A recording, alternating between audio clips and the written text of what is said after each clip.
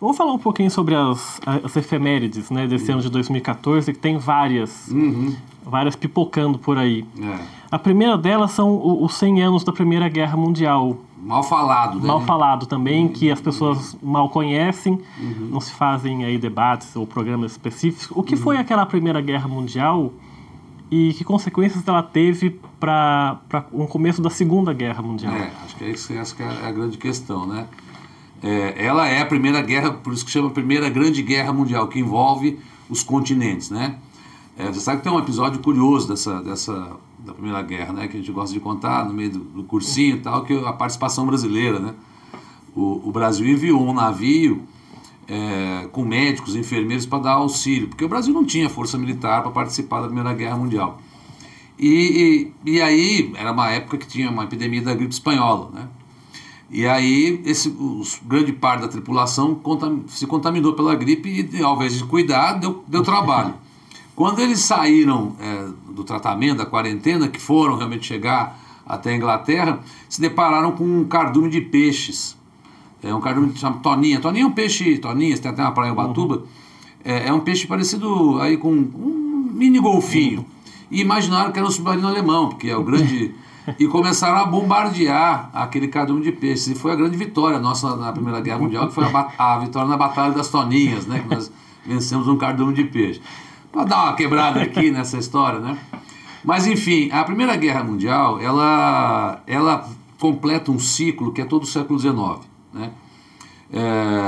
Para ser bem rápido, há uma Revolução Industrial no século XVIII que acirra a disputa entre as potências europeias e depois Estados Unidos e depois Japão. Esse ciclo termina em 1914, que é o quê?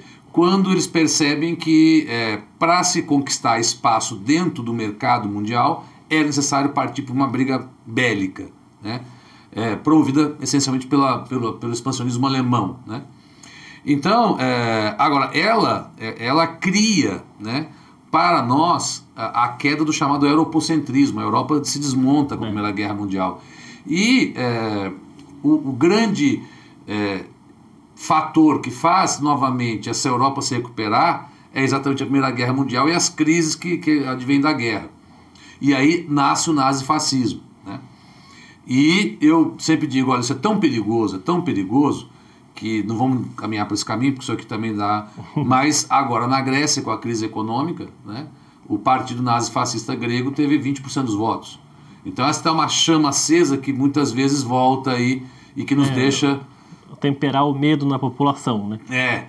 Que assim, os radicalismos em momentos de crise, né? Como é que eles afloram tanto de um lado que se diz mais revolucionário pela esquerda, como de um lado mais reacionário pela direita, né? Como o nazifascismo.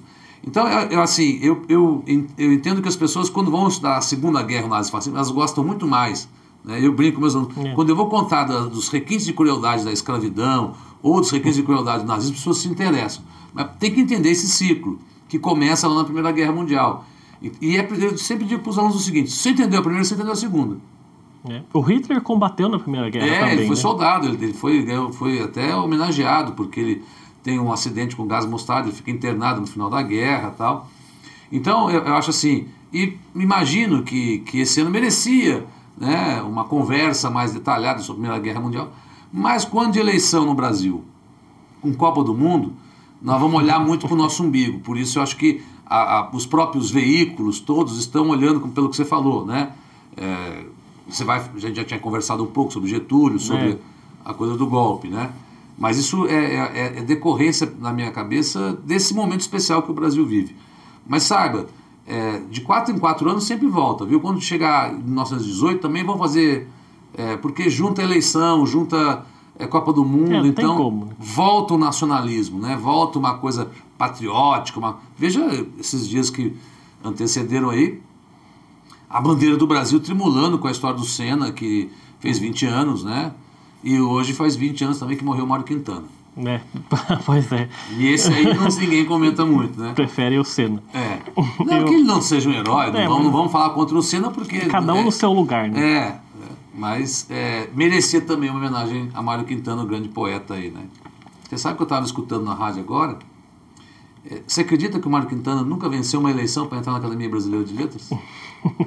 O poeta do expediente dele, do potencial dele, não foi aceito pela Academia Brasileira de Letras. O Guimarães Rosa também perdeu muito. Mas alguns ex-presidentes são, né? A gente tem lá alguns, né? O Getúlio Vargas também, inclusive, pertenceu à Academia Brasileira de Letras. Mas ele se impôs, né? Porque ali Getúlio... Tem 2 Getúlios, né? Já que você tocou nesse assunto, já que se faz aí... 60 anos do suicídio, né? 60 anos do suicídio.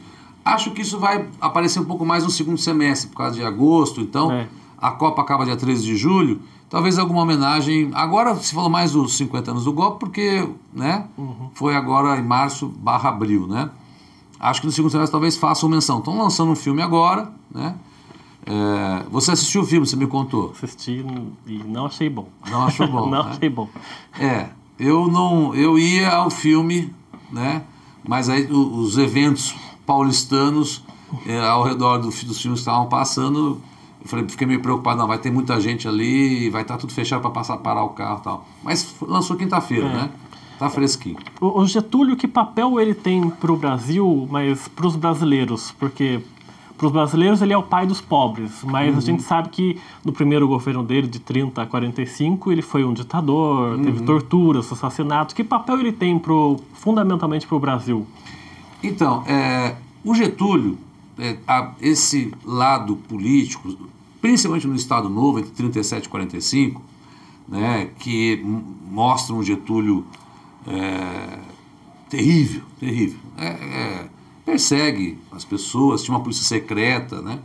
Para quem não leu ou não assistiu ao filme, Olga uma boa recomendação aí para conhecer um lado tenebroso de Getúlio e seu filhinho Miller aí.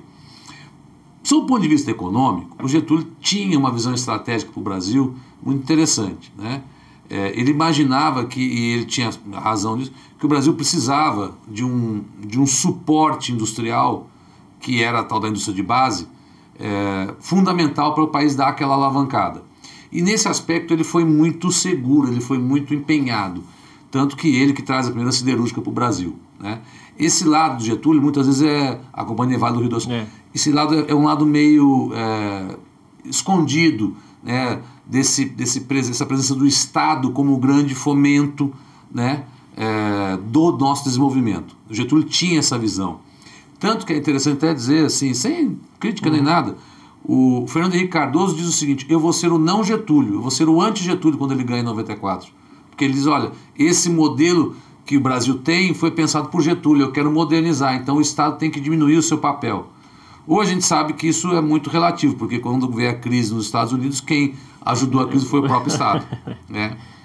Então esse modelo de Getúlio, que depois se consagra no segundo mandato com a Petrobras, né, criando o BNDES, Getúlio, né? Então esse Estado, esquecendo essa coisa do trabalhismo, porque o trabalhismo tem uma vertente do tipo assim, estou fazendo o Estado crescer. Eu sempre gosto de dizer isso. Tenho, portanto, o Estado está crescendo e está crescendo a indústria. Evidentemente que a contradição social vai ficar mais presente, a classe trabalhadora vai se organizar. Eu preciso ter uma máquina para poder controlar essa classe trabalhadora. E aí toda a política trabalhista, né? Porque você fala assim, não, o salário mínimo é bom num aspecto, mas também não, se você pensar por outro aspecto, ele é mínimo, né? Vem por baixo, né? Então, Getúlio, com o 1º de maio, ele que inaugura isso, né? O Estado de São Januário no Rio, Pacaembu, esse populismo, né, getulista com a era do rádio, né, que no segundo mandato que o filme relata, já é um Getúlio mais velho e um Getúlio mais nacionalista e um pouco mais democrático do que nesse primeiro mandato. Mas fica assim, você tem razão. Essa ideia do pai dos pobres, do cara que criou a carteira de trabalho, do cara que criou a Previdência, mas é importante também olhar esse outro lado do Getúlio, eu acho, que né, não dizer que não é ser estadista, sim, mas entender a história do nosso desenvolvimento, né, como é que depois Juscelino também vai ter um papel decisivo, enfim. Né. No segundo governo do Getúlio, o Carlos Lacerda tem um papel fundamental. O Corvo, né? Ele era o Corvo. Nos discursos dele, lá na rádio, na televisão, nos jornais que ele tinha. Foi também um personagem importante que acaba no suicídio do presidente. Né? O Lacerda, ele tem, a biografia dele ele é um representante legítimo da UDN. Começou na esquerda, né? como todos, como o Mussolini também começa na esquerda, né? Muitos, o próprio tenentismo também, você tem uma base, acho que aquele ímpeto juvenil de contestação, né? O Lacerda, existe um jornalista muito, que eu gostei, o livro chama Minha Razão de Viver, do Samuel Weiner. Samuel Weiner foi um jornalista bancado pelo Getúlio, né? Para fazer o contraponto ao Lacerda. E ele conta a história do Lacerda, como que o Lacerda conseguiu ser a pedra no sapato, porque o grande sonho do Lacerda era ser presidente da República, né? Então ele foi uma pedra no sapato não só do Getúlio, mas do Juscelino também, e do próprio João Goulart, né?